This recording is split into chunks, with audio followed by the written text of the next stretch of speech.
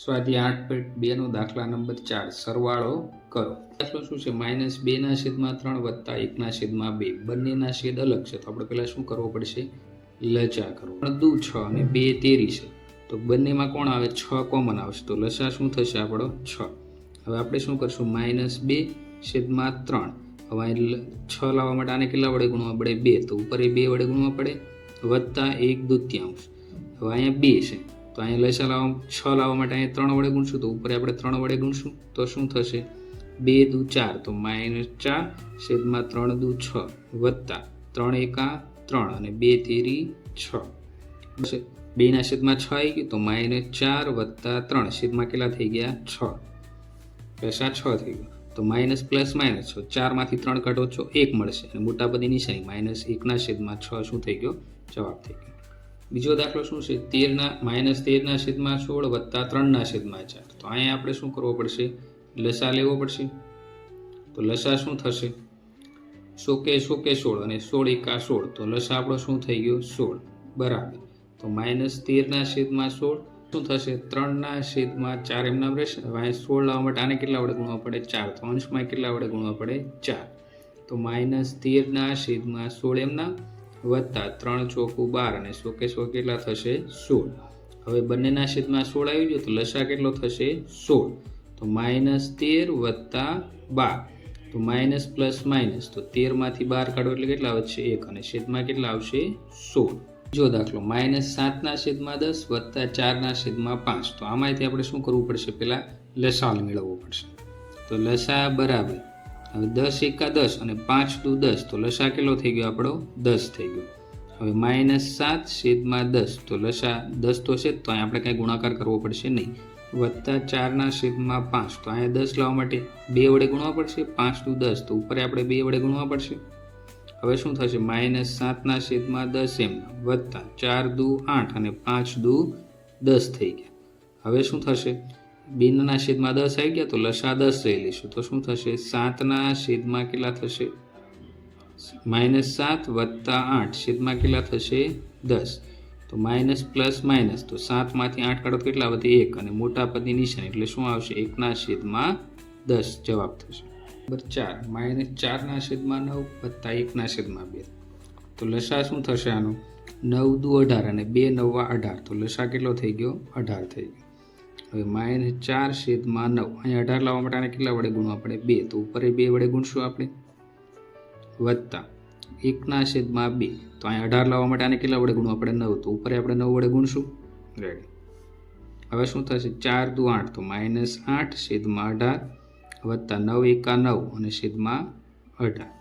હવે શું થશે? -8 વત્તા 9, તો માઇનસ પ્લસ માઇનસ, તો 8 માંથી 9 કાઢશો તો 1, અને મોટા પદની નિશાની, તો શું આવશે? 1, અને છેદમાં કેટલા આવશે? 18। દાખલા નંબર 5 -2/3 વત્તા 1/6, જો શું થશે આનો લસા? 3 દુ 6 અને 6 એકા 6, તો બંનેમાં કોમન શું થઈ ગયું? 6, તો લસા કેટલો થઈ ગયો આપણો? 6 થઈ ગયો બરાબર। હવે -2/3, અહીંયા 6 લાવવા માટે 3 ને કેટલા વડે ગુણવા પડે? 2, તો ઉપર 2 વડે ગુણાશે, વત્તા 1/6, તો અહીંયા 6 છે જ, તો અહીંયા ગુણાકાર કરવો પડશે નહીં। હવે શું થશે? 2 દુ 4, તો -4 છેદમાં કેટલા થશે? 6 વત્તા 1/6। હવે માઇનસ પ્લસ માઇનસ, તો 4 માંથી 1 કાઢશું કેટલા વધશે? 3, અને મોટા બધી નિશાની એટલે -3 છેદમાં કેટલા થશે? 6 થશે। હવે આને તમે છેદ ઉડાડો, તો 3 દુ કેટલા થઈ જાય? 6, તો શું થશે? -1/2, તો આ પણ જવાબ ચાલે, અને -3/6 એ પણ ચાલે।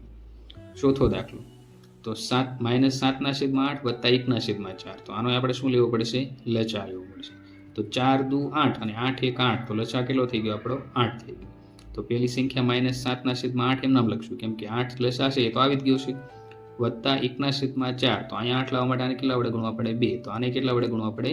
2 વડે, તો શું થશે? -7/8 એમ નામ વત્તા 2 એકા 2 અને 4 દુ 8, હવે બંનેના છેદમાં 8 આવી ગયું, તો લસા આપણો 8 થઈ ગયો। હવે -7 વત્તા 2, તો માઇનસ પ્લસ માઇનસ, તો 7 માંથી 2 કાઢો કેટલા વધે? 5, અને મોટા પદની નિશાની એટલે -5/8, તો શું છે? -5/6 વત્તા 3/4, તો આમાં આપણે શું કરવું પડશે? પહેલા લસા મેળવવો પડશે, તો લસા બરાબર શું થશે? 6 એકા 6, 6 દુ 12, 4 તેરી 12, તો બંનેમાં કોમન શું છે? 12, તો 12 શું થઈ ગયો આપણો? લસા થઈ ગયો। હવે -5ના છેદમાં 6 તો અહીંયા 12 લાવવા માટે આને કેટલા વડે ગુણવા પડે 2, આને કેટલા વડે ગુણવા પડે 2, ઉપર નીચે 2 વડે ગુણાશે. વત્તા 3ના છેદમાં 4 તો અહીંયા 12 લાવવા માટે 4 ને કેટલા વડે ગુણવા પડે 3, તો છેદમાં 3 વડે ગુણો તો અંશમાં તમારે 3 વડે ગુણવા પડે. બરાબર. 5 દુ કેટલા થશે 10, તો -10 માઇનસ પ્લસ માઇનસ એટલે 6 દુ 12 વત્તા 3 તેરી 9 અને 4 તેરી 12.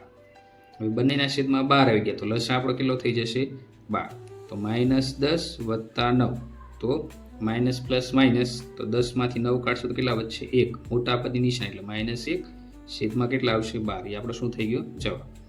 હવે ત્યાર પછી 8મો દાખલો -7ના છેદમાં 10 અને -4ના છેદમાં 15 તો લસા શું થશે 10 એકા 10, 10 દુ 20, 10 તેરી 30 અને 15 દુ કેટલા થશે 30, તો લસા આપણો શું થઈ ગયો 30. તો બંનેના ઘડિયામાં નાનામાં નાની સંખ્યા કોમન આવતી હોય એ લસા થશે. બરાબર. -7 છેદમાં 10 હવે અહીંયા 30 લાવવા માટે કેટલા વડે ગુણવા પડે 3 વડે, તો અંશમાં આપણે 3 વડે ગુણશું વત્તા અહીંયા 4. હવે અહીંયા છેદમાં 15 છે તો અહીંયા 30 લાવવા માટે આપણે 2 વડે ગુણશું તો ઉપર આપણે 2 વડે ગુણવા પડે. 7 તેરી 21 તો માઇનસ પ્લસ માઇનસ તો -21 છેદમાં 30 વત્તા 4 દુ 8 અને 15 દુ 30 તો બંનેના છેદમાં શું આવી ગયા 30, તો લસા આપણો કેટલો થશે 30, તો -21 વત્તા 8 છેદમાં કેટલા થઈ જશે 30 થઈ જશે. હવે શું થશે 21 માંથી 8 કાઢશો તો કેટલા વધશે તો 13, માઇનસ પ્લસ માઇનસ તો -13 છેદમાં કેટલા આવશે 30, તો એ આપણો આન્સર થઈ ગયો. દાખલા નંબર 9. હવે -4ના છેદમાં 9 વત્તા 5ના છેદમાં 6 તો બેનો લસા શું થશે 6 એકા 6, 6 દુ 12, 6 તેરી 18 અને 9 દુ 18 તો બંનેમાં કોમન શું છે 18, તો લસા શું થશે આપણો 18. હવે આપણે સંખ્યા લખશું -4 છેદમાં 9 તો છેદમાં 18 લાવવા માટે આને કેટલા વડે ગુણવા આપણે 2, તો અંશમાં 2 વડે ગુણશું વત્તા 5ના છેદમાં 6 તો અહીંયા 18 લાવવા માટે 6 ને કેટલા વડે ગુણવા પડે 3, તો અંશમાં કેટલા વડે ગુણશું આપણે 3 વડે, તો 4 દુ 8 પણ -8 કેમ કે એક માઇનસ છે છેદમાં કેટલા થઈ જશે 18 વત્તા 5 તેરી 15 અને 6 તેરી કેટલા થઈ જશે 18. બરાબર. હવે બંનેના છેદમાં 18 આવી ગયા તો લસા આપણો કેટલો થઈ જશે 18, તો -8 વત્તા 15 તો માઇનસ પ્લસ માઇનસ તો શું થશે 8 માંથી 15 કાઢો તો કેટલા વધશે +7 છેદમાં કેટલા વધશે 18, તો એ આપણો આન્સર.